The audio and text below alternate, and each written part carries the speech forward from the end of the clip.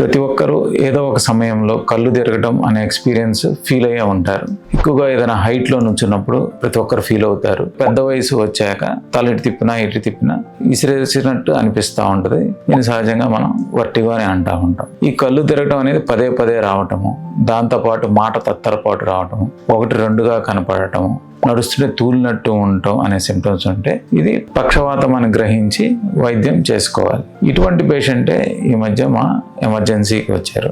అతనికి కళ్ళు తిరగటము, ఒకటి రెండుగా కనపడటం, నడుస్తుంటే తోలటం అనే సిమ్టమ్స్ గత 4 రోజులుగా ఉన్నా కూడా ఒక 5 డేస్గా ఈ సిమ్టమ్స్ రోజుకి 4-5 సార్లు రావటం అనేది జరుగుతూ ఉంది. ఇది చిన్న మెదడుకు సంబంధించిన పక్షవాతం. ఒక కీలకమైన రక్తనాళం బ్లాక్ అయిపోవటం వల్ల ఈ సిమ్టమ్స్ అనేవి రిపీటెడ్గా వస్తూ ఉంటాయి.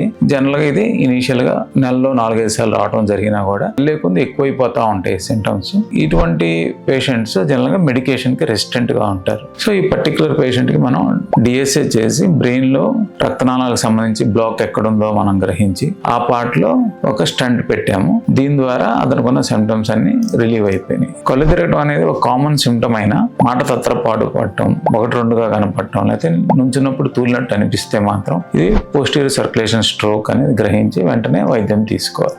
Thank you.